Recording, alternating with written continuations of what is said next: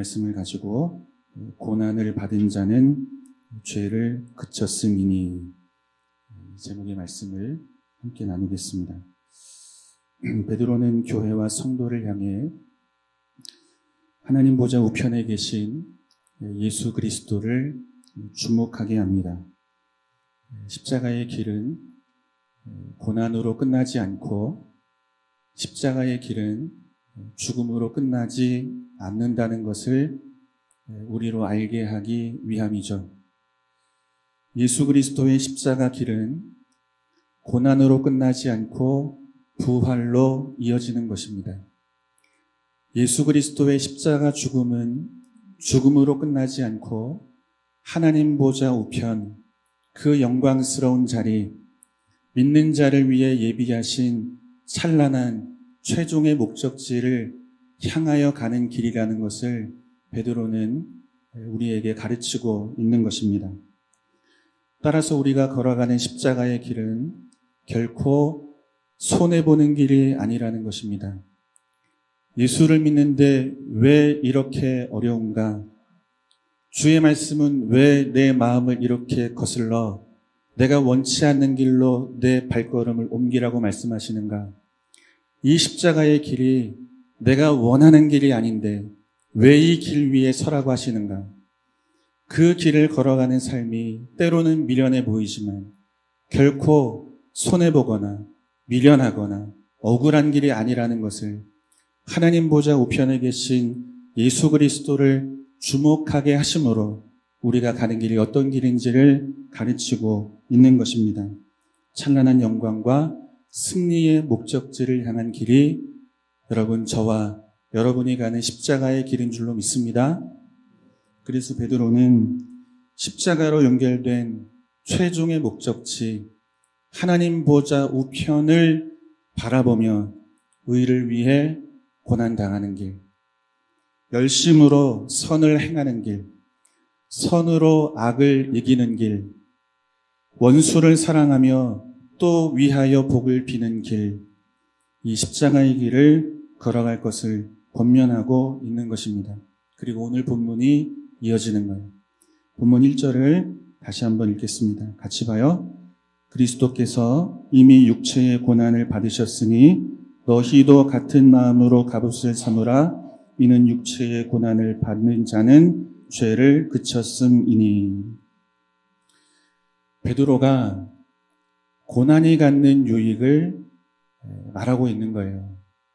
십자가 고난의 길을 걸어갈 때 신자에게 주어지는 유익이 무엇인지를 가르치고 있는 것입니다.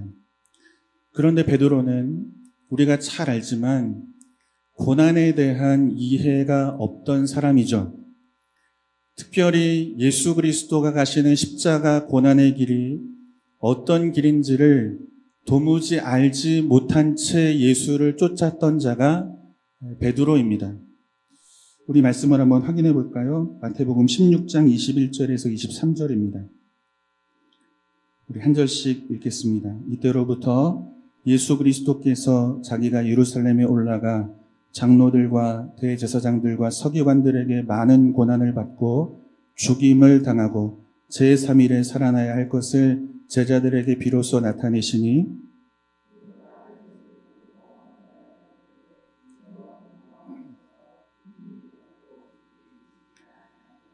함께 봅니다.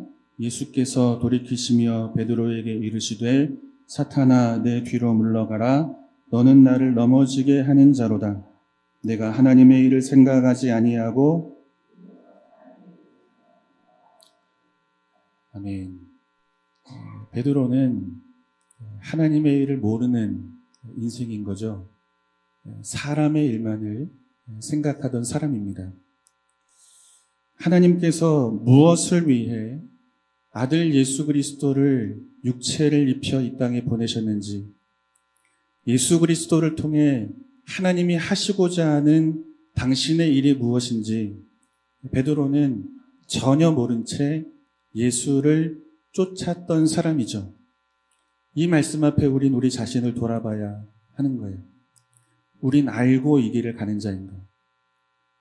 주를 앞에 두고 그분의 말씀을 직접 듣고 그분이 가신 길을 함께 동행하며 가지만 그 길이 어떤 길인지 모르고 쫓아가는 거죠.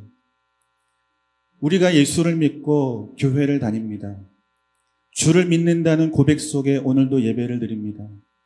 그런데 과연 예수 그리스도가 가시는 길이 어떤 길인지, 그분이 우리에게 보여주시는 그 길 위에 과연 나는 내 인생을 담고 살아가는지, 때로는 오랜 세월 예수 믿고 교회를 다녀도 예수가 무엇을 위해 우리를 부르셨는지 모른 채 베드로처럼 이 길을 걸어갈 수도 있는 것입니다. 너무너무 안타까운 거죠. 은혜와 영광은 없고 그저 책임과 의무 속에 율법에 매여 살아가는 신앙의 길을 걸어갈 수밖에 없는 거예요. 베드로는 그렇게 주님을 따라가는 것입니다. 주님을 통해서 하나님의 일을 보는 자가 아니고 주님을 통해 사람의 일, 내 소원을 위해 예수를 따랐던 자가 베드로였던 것을 말씀하고 있는 거죠. 베드로가 예수를 통해 구했던 것은 무엇입니까? 예수를 통해 민족이 해방되는 것을 베드로는 구하며 살았던 인생인 거예요. 하나님의 일을 구하는 자가 아니고 내 소원, 내 사랑하는 조국 이스라엘이 로마의 압제로부터 해방되기를 기대하며 예수와 예수의 힘이 그 일에 사용되기를 원했던 것이 베드로였다는 것입니다. 너는 사람의 일을 구하는 자라는 것입니다. 그러니까 이스라엘이 해방되기 전까지 베드로에게 예수님은 어떤 분이어야 됩니까? 죽으면 안 되는 분인 거예요. 내 소원이 이루어지기까지 예수는 멀쩡히 살아계셔야 하는 거예요. 내가 원하는 일이 예수의 능력으로 이루어질 때까지 예수는 죽으시면 안 되는 거예요. 그런데 베드로 앞에, 제자들 앞에 주님이 하시는 말씀은 이제 곧 고난받고 죽게 될 것이라, 이 말씀을 하고 있는 거죠. 사람의 일로 가득 차 있는 베드로가 예수님의 말씀을 듣고 할 수 있는 일은 그분이 가시는 길을 가로막는 거예요. 죽으면 안 된다는 거죠. 내 소원이 이루어지기 전까지. 내가 원하는 일이 다 이루어진 뒤에 죽으라는 거예요. 그러면 괜찮지만 지금은 아니라는 거죠. 주님이 가시는 고난과 십자가, 그 죽음의 길을 가로막는 자로 베드로는 서는 것입니다. 여러분, 사람의 일로 예수를 믿으면 우리는 주님이 가시는 길을 가로막는 베드로처럼 살아갈 수밖에 없는 거예요. 항변하죠. 주여 그리마옵소서. 여러분, 원어를 보면 선생이 학생을 책망한다라는 뜻이 항변하다라는 말씀이 가지고 있는 의미예요. 그러니까 지금 제자인 베드로가 예수님을 책망하고 있는 거죠. 안 된다는 거예요. 그 길은 틀린 길이라는 거예요. 옳은 길은 내 소원, 민족의 소원, 우리가 원하는 것이 이루어지는 길, 그 길을 가야 한다는 거죠. 이처럼 베드로는 예수님을 모르는 것입니다. 예수가 오셔서 가셨던 고난과 십자가의 길, 그 죽음의 길이 무엇을 품고 있는 길인지를 모르고 있는 것입니다. 그런데 놀라운 것은 베드로가 주를 위해 십자가의 거꾸로 달려 순교하는 길을 가게 됩니다. 여러분, 무엇이 베드로를 바꾸어냅니까? 고난이 그를 바꾸어냅니다. 예수를 따라가는 길이 고난의 길이라는 사실을 알게 된 뒤에 그의 인생이 달라지게 됩니다. 고난에 대해 전혀 모르던 인생이 고난이 신자에게 가져오는 유익이 엄청나다는 것을 권면하고 가르칩니다. 베드로전서 1장 5절과 6절의 말씀을 보겠습니다. 같이 한번 읽겠습니다. 너희는 말세에 나타내기로 예비하신 구원을 얻기 위하여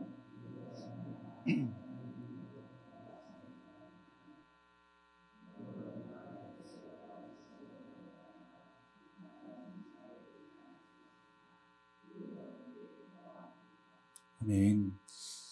참 귀한 말씀이에요. 내일이 불확실한 인생을 오늘 준비하며 사는 것이 여러분 우리의 인생입니다. 그죠? 내일 어떤 일이 벌어질지 모르기 때문에 우린 오늘 밤이 맞도록 수고하며 열심히 일하는 거예요. 필요한 것을 준비하고 예비하는 거죠. 그럼에도 불구하고 예측되지 않는 내일의 삶이 때로는 실패로 찾아오게 될 때가 있습니다. 이것이 우리의 인생이죠. 내 뜻대로 안 되는 거예요. 그런 우리 인생 앞에 하시는 말씀이 있습니다. 내가 너를 지키고 보호할 것이라. 내 모든 능력을 동원해서. 너무나 귀한 말씀입니다.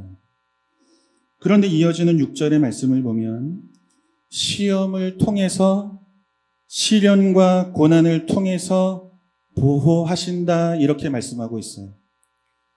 우린 고난이 면해지는 것을 하나님의 보호하심으로 이해하고 기대하죠. 시험거리가 없고 근심거리가 없는 것, 그런 삶을 살도록 그 삶을 면하도록 하나님이 나를 붙들어 주시는 것을 우리는 하나님의 보호하심과 하나님의 지키심이라고 생각합니다. 그런데 베드로를 통해서 하나님이 우리에게 주시는 말씀은 시험을 통해서 지킨다. 내가 내 인생을 보호할 것인데 고난과 시련을 통해서 너를 지키고 보호할 것이라.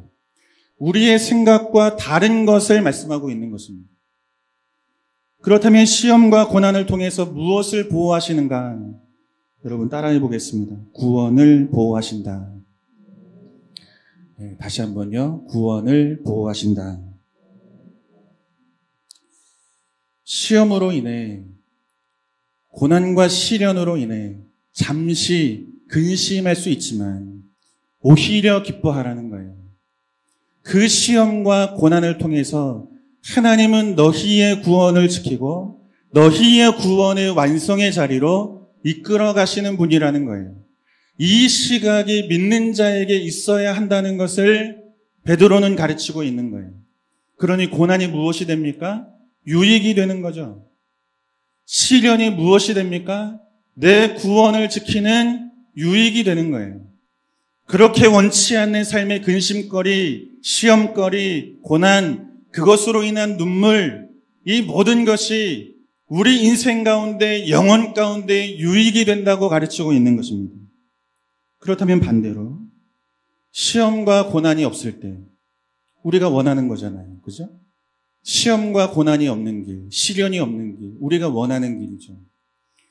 시험과 시련과 고난이 없는 길에서 우리는 무엇을 마주하게 되는가?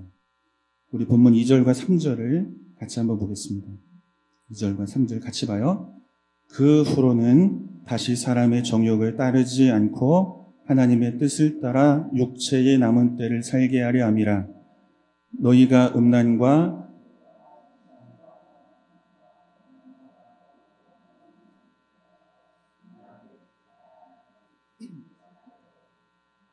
아멘.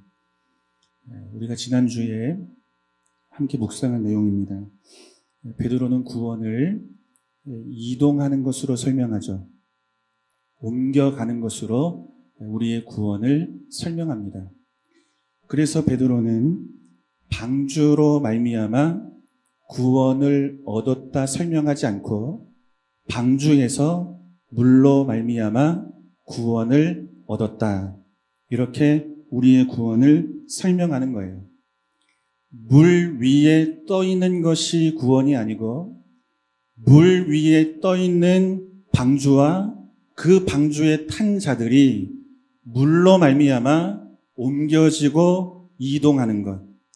이것을 구원으로 설명하고 있는 것입니다. 어디로 이동하고 옮겨집니까?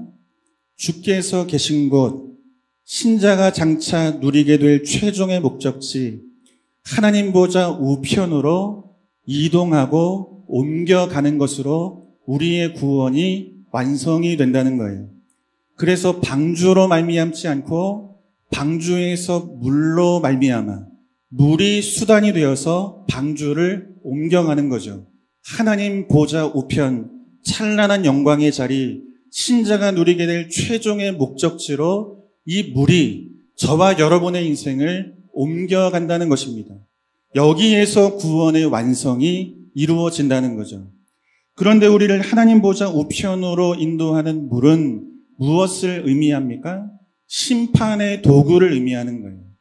그 물로 말미암아 당시 모든 자들은 다 심판을 당하죠.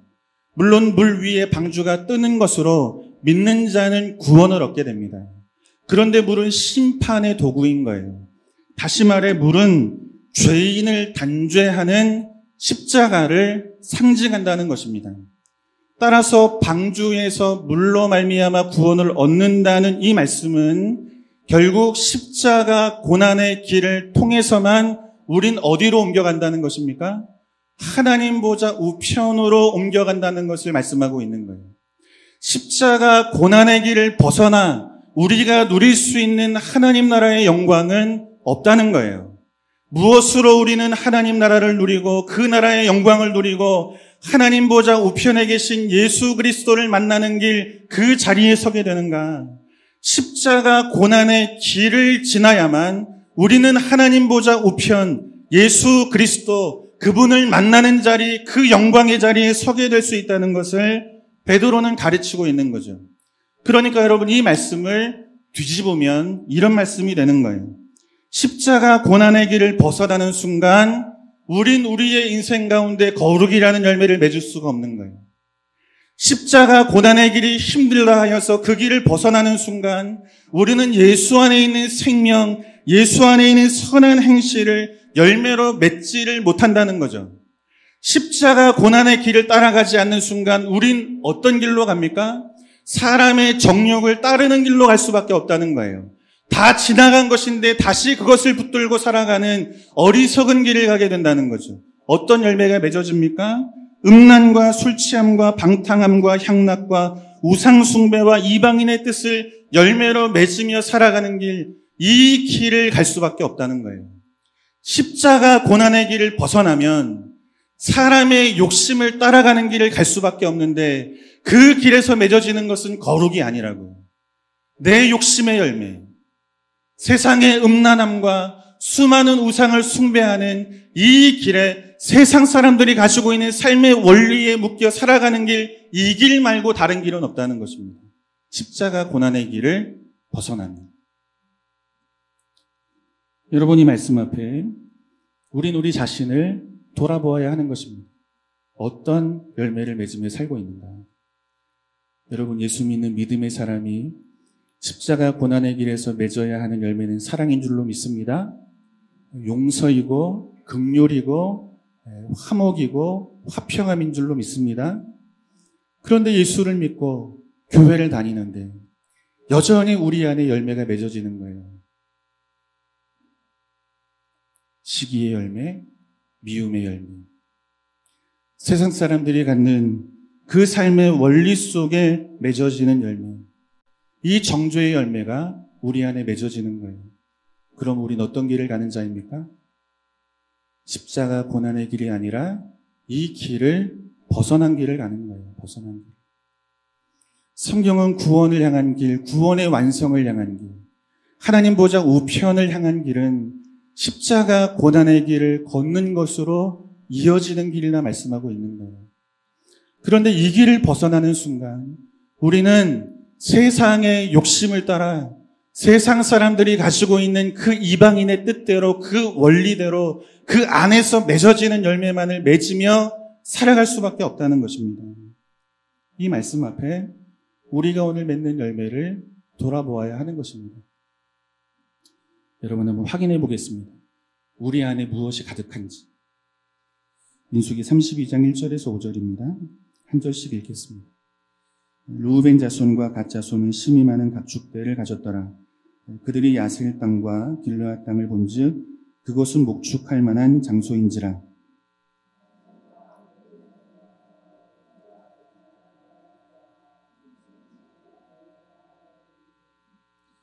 아다롯과 디본과 야셀과 니무라와 헤스본과 엘르알레와 스밤과 느보와 부온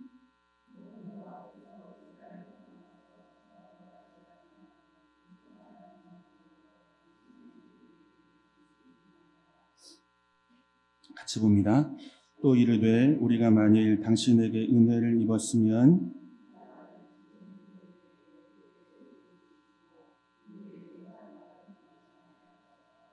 아멘. 애굽을 나온 이스라엘이 가야 할 곳은 정해져 있습니다. 젖과 꿀이 흐르는 가나안을 향해 가는 길이죠. 이동하는 거예요. 애굽에서 가나안으로. 애굽에서 가나안으로 옮겨가는 것입니다. 그런데 가나안을 앞에 두고 루벤 지파와 갓 지파가 모세를 찾아와 하는 말이 이 말이에요. 요단강을 건너지 않게 하소서. 애굽에서 건지실 때에는 정한 목적지가 있는 거예요. 하나님이 우리를 구원하실 때에는 하나님 보좌 우편을 향한 하나님의 계획과 뜻이 섭리로 있는 거예요. 그 길은 십자가 고난의 길을 통해서 연결된 길인 거예요. 애굽을 나와 가나안을 향해 가야 하는 것이 이스라엘 백성들을 향한 하나님의 뜻이고 하나님의 목표인 거예요. 그 길을 가는 동안 하나님은 크고 평탄한 길이 아니라 광야길, 좁은 길, 힘겨운 길, 이 길로 가나안을 연결해 놓으시는 거죠. 그런데 가나안에 들어가야 할 자들이 가나안에 들어가기 직전 이 요단 동편에 장막을 치고 살게 해달라고 모세에게 요청하고 있는 거예요. 여기는 무엇이 있습니까? 물이 많다는 거죠. 그러니 초지가 많다는 거죠. 목축을 하기에 좋은 곳이라는 거죠. 이 땅에서 많은 열매를 거둘 수 있는 그 상황이 이 자리에 있다는 거죠. 그러니 더 이상 저 가나안에 대한 소망은 내게 없다는 거예요. 이 요단 동편에서 세상 사람들이 가지고 있는 이방인의 뜻대로, 그 뜻이 가지고 있는 원리대로 우리 역시 이 땅에서 이 세상이 주는 풍족한 것을 누리며 여기에 장막을 치고 살겠다는 거예요. 하나님을 믿습니다. 하나님이 내 구주라는 것을 믿습니다. 하나님의 백성으로 우리가 부름을 받았습니다. 그런데 여전히 우리 안에 무엇이 있습니까? 세상의 욕망을 향하여 갈구하는 이 옛자 죄의 본성이 남아있는 거예요.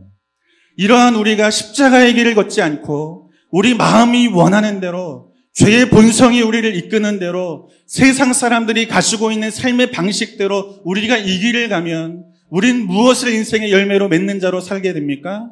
이 요단 동편에 장막을 치고 여기에서 주는 풍족함을 가지고 내가 살겠습니다. 이 길, 이 열매를 맺는 자의 삶을 살아갈 수밖에 없는 거예요. 많은 그리스도인들이 기독교 신앙을 내 인생 보따리에 내가 원하는 것을 하나씩 하나씩 담는 것으로 그렇게 이해합니다. 왜 충성합니까? 왜 헌신해요? 왜 열심히 예배 생활하고 열심히 주를 위해 살겠노라고 다짐합니까? 우린 우리의 소원이 이루어지기를 원하는 거예요. 베드로가 열심히 주를 따르잖아요. 그 어떤 제자들보다 더 열심히 있는 헌신을 고백하죠. 내 생명도 주께 바치겠습니다. 이유는 어디에 있습니까? 고난에 대한 깊은 이해 속에 드리는 고백이 아니고 내 소원을 이루어 달라는 거예요. 내 소원이 이루어지기 전에 주는 죽을 수가 없다는 거죠. 열심히 교회를 다니고 열심히 주의 말씀을 듣고 주와 동행하는 길을 걸어도 우리는 주가 우리 인생 앞에 무엇을 주시는지를 모른 채 내 소원과 내 만족을 위해 충성하고 헌신하는 이 길을 걸어갈 수도 있는 거예요. 우리는 다른 거 필요 없는 거예요. 요단 동편에 있는 이 목초지, 우리의 삶을 풍족하게 하는 이 땅에서 주는 열매가 내 인생의 바구니에 채워지기를 원하는 거죠. 저 요단강을 건너 하나님이 말씀하신 약속의 땅, 저 가나안은 없는 거예요. 쇠하지 않고 썩지 않고 더럽지 않은 주의 나라, 영원한 나라를 소망하며 믿음의 길을 걸어가는 순례자로 나그네로 부름받았음에도 불구하고 우리는 그 길을 향한 길을 그냥 멈추겠다는 거죠. 여기에서, 바로 이곳에서 내 소원이 이루어지는 것으로 그렇게 신앙을 이해하며 그런 힘과 능력을 가진 예수를 내가 이해하는 예수로 믿으며 그렇게 이 길을 걸어갈 때가 적지가 않은 것입니다. 충성할 테니 더 많은 물질, 더 잘 먹고 편안하게 살 수 있는 삶의 자리를 허락해 달라는 것입니다. 그러나 성경이 가르치는 기독교 신앙은 그렇지 않습니다. 가는 것입니다. 이동하는 것입니다. 여기에서 이동하는 거예요. 요단 동편, 물이 많고 초지가 많은 곳, 모든 것이 풍족하고 넉넉한 곳, 여기에 장막을 치는 것이 아니고 여기에서 이동하는 거예요. 십자가 고난의 길을 걸으며. 여기에서 십자가 고난의 길을 걸으며 옮겨가는 거예요. 그것이 구원인 거예요. 썩지 않고 더럽지 않고 쇠하지 않은 영원한 나라. 이 세상 나라가 아닌 하나님 나라. 요단 동편이 아닌 요단 건너에 있는 영적인 가나안. 그곳을 향한 소망하는 나그네로 살아가는 것이 여러분 기독교 신앙인 줄로 믿습니다. 그런데 하나님 나라를 소망하는 나그네로 살아야 할 그런 인생이 유한한 세상 나라를 소망하며 살아가는 것입니다. 우리 안에 남아있는 죄의 본성이 십자가 고난의 길을 가야 할 저와 여러분으로 하여금 세상을 욕망하는 자리로 끌고 가기 때문이죠. 요단 동편에 머물겠습니다. 사람의 정욕을 따라 살겠습니다.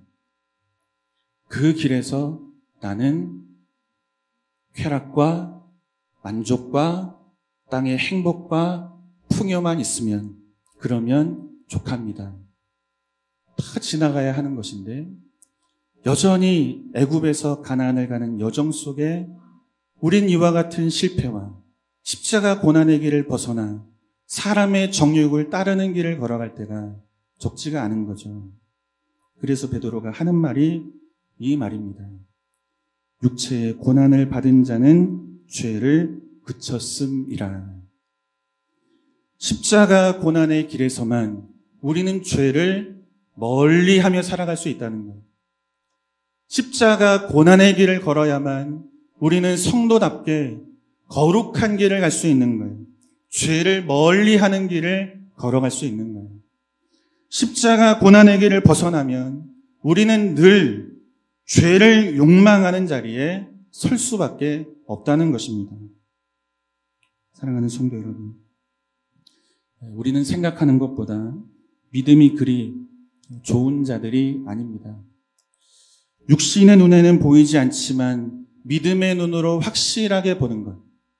하나님과 하나님 나라, 그 하나님 보좌 우편에 계신 그 영광의 자리를 즐거워하고 기뻐하기보다 우린 육신의 눈에 보이는 것, 언젠가는 시들고 떨어지고 사라지게 될 세상을 더 소망하며 살아가는 자로 우리는 교회를 다니지만 믿음이 그리 좋지 않은 자로 그렇게 오늘을 살아가는 것입니다.